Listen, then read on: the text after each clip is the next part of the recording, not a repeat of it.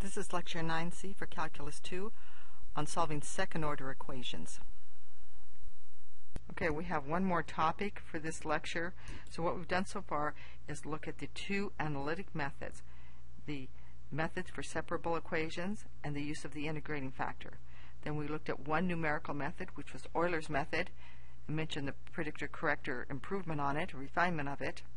And now we're going to look at one more topic.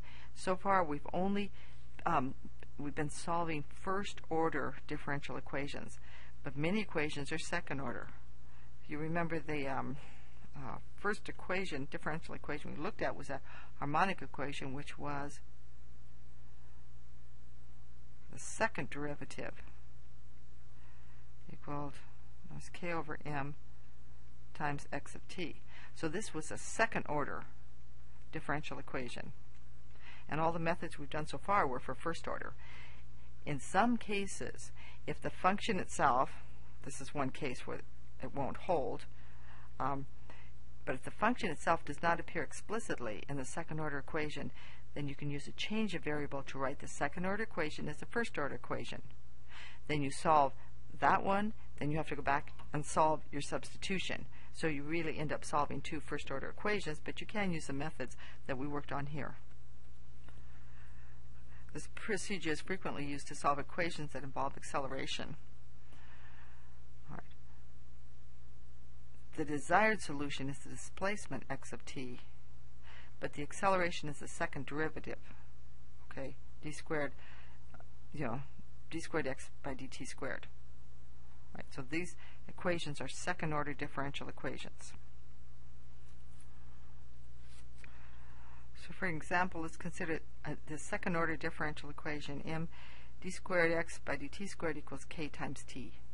Now the displacement x of t does not appear explicitly in this equation, right? So we can transform it into a first-order equation by change of variable. The change of variable is that we let dx by dt equal v. That makes sense since that's velocity and the square root, and the second derivative is acceleration. Now we have an equation. The second derivative of position can be written as a first derivative of velocity. Now we have a first order differential equation. We can solve this. So we can solve this first order equation, okay, for v. Then we have to go back and solve this equation for solve the other equation for position. So we solve this one first. Then we go back and we solve this one, which is pretty easy, for position. So we solve this for velocity, then we solve this for the position, x of t, which is our desired solution. So here are the two first order differential equations that we have to solve. I'm just going to present the solutions here. So the first differential equation we're trying to solve was m times dv by dt equals kt. Okay, that's easy enough to solve. Oh, I'm sorry, kt, not temperature but time. Here's the solution. Okay. Now we go back. This was the first differential equation we had to solve, first order one. Here was the second one we have to solve. That's just an integration. And so we have dx by dt, which is the velocity, now dx by dt equals k over 2m times t squared plus some constant c1. We can integrate that, and now we find the displacement. So that's a trick. In other words, in summary, if you have a second order differential equation in which the function itself does not appear explicitly, you can use a change of variable to write this as a first order differential equation.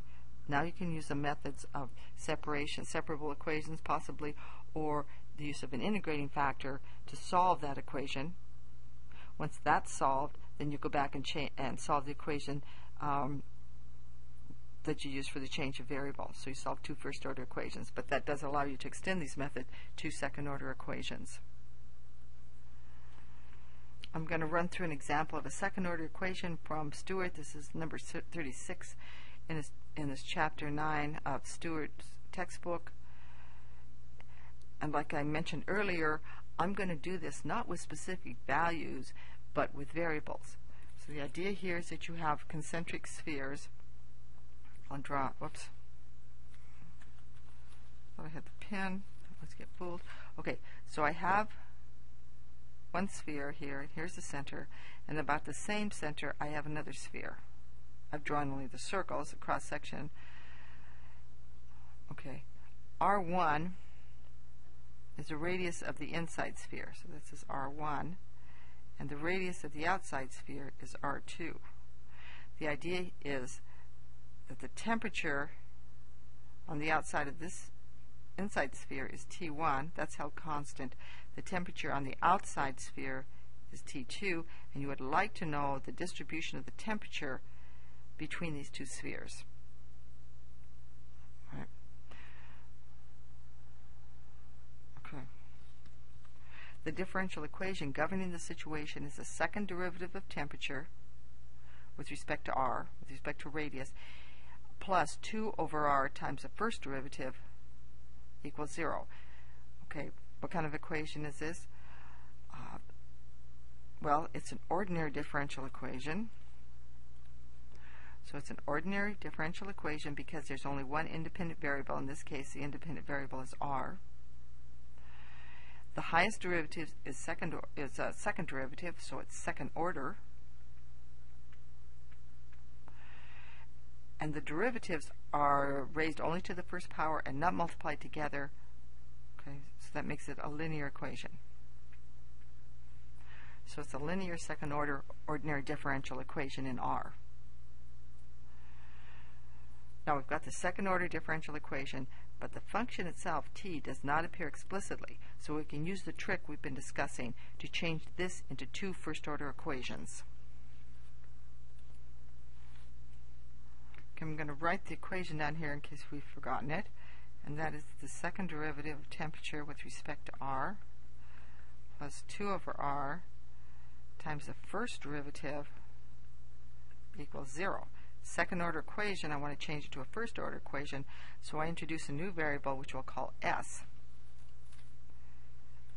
And s is the first derivative with respect to r of the temperature. Okay, so the second derivative is the first derivative of s with respect to r, and here we had the first derivative right here. That is just s. Now we have a first order separable equation. Okay. To see that, let's write it like this. We have ds by dr equals minus 2 over r times s. So what I want to do is put all of the terms involving s onto this side and leave only terms involving r on the right hand side. That gives me 1 over s ds by dr equals negative 2 over r. See, I've separated it. Okay. I have 1 over s ds on this side equals minus 2 over r dr on this side, and now I'm going to integrate. Okay, I'm writing out these steps just to review the method of separable equations.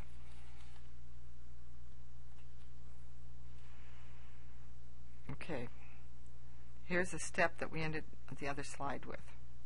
We integrate both sides of the separable equation. On the left-hand side, the integral of 1 over s is just the natural log of s. On the right-hand side, we get minus 2 times the natural log of r plus c. Again, we had constants of integration from both sides, but we lump them together on one side. Now, the calculus is done. We move towards the algebra. The first thing we're going to do here, besides get rid of all that yellow on the page, is to use exponentiation. Whoops. That's what we're going to do, because what we need to do is isolate the s. So raising all as powers of e, we have e to the natural log of s, okay, and that just becomes s. On the other side, we have e raised to the minus natural log of r plus c. This can be written as e to the minus 2 times the natural log of r times e to the c. But e to the c is just a constant, so we're going to replace it by c1 because we don't need to take the exponential of a constant is also going to be a constant. We'll just replace it as C1 and no reason to make it an exponential. So now we have S equals, obviously on this side we have, let me write that step out just in case you don't see it. I've got e to the minus 2 times the natural log of r, which I can write as e to the log of r to the minus 2. Okay, because e is the inverse of the natural log, this just becomes r to the minus 2. And this is where I get this term right here. Okay, this e to the c, I replaced it by c1, and that's what this is right here. So I could also write this as c1 over r squared. Okay, that's the first problem. Because it started out as a second order differential equation, I've only solved half of it because I only solved the first one of the first order differential equations. Now I have to solve the other one, which was the change of variable. Okay, so from the change of variable S equal dt by dr, but I know that S is also equal to C1 over R. All right, we can obtain this solution easily, and we get T of R equals C1 times the natural log of R plus C2. That's our solution. That's what we're looking for, the temperature distribution in R between those two spheres. Since we know the value of the temperature on the spheres, this is a boundary value problem, we know the temperature on R1. I'm going to draw a picture again because you've forgotten what we're doing here, which I don't blame you for doing since the original problem was a long time ago. You can also look in the textbook on Stewart if you want to see it done differently. Here's R1, the inner sphere, and it's held at a constant temperature of T1. Now around the center is another sphere, and the radius is R2 from that center. They're concentric spheres, and the temperature out here is T2. Now if you remember, I had two constants of integration, C1 and C2. I can use these two values of temperature, T1 and T2, to evaluate those constants, C1 and C2. And here's how I do it. I know T at R1 would be, okay, let's write what T was again. T is a function of R equals some constant C1 times the natural log of R plus C2.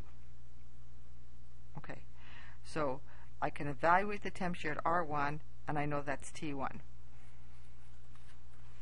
So the value of the temperature at R1 is T1. That's this value right here. I substitute R1 into the equation, I get C1 times the natural log of R1 plus C2. Okay, when I look and evaluate the temperature at R2, that is on the outside sphere, I have C1 times the natural log of R2. Ooh, that should be a subscript. There should be a little 2 down here, not a 2 up here.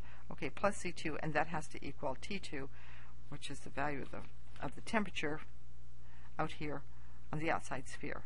Then you can do some algebra, which is takes a few steps, and you isolate C1 and C2.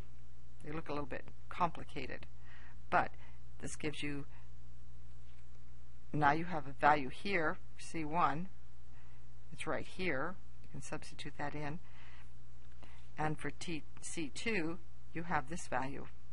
Again, it took some algebra to get this. We can graph the solution. Before I graph the solution, I'm just going to make that editorial comment again that I solved this for arbitrary radii of spheres. They're concentric spheres, but R1 can be any value, R2 can be any value, and also the temperatures on the inner and outer sphere can be any temperatures. The inner sphere can be hotter than the outer one, or vice versa. So I did this, I created for myself a template, which is what I'm trying to impress upon you to do. This could be programmed in, then you can just solve it for various size spheres and various temperatures on those boundaries of those spheres. But in order to graph it, of course, I have to pick some values, and that's what I've done on the next slide.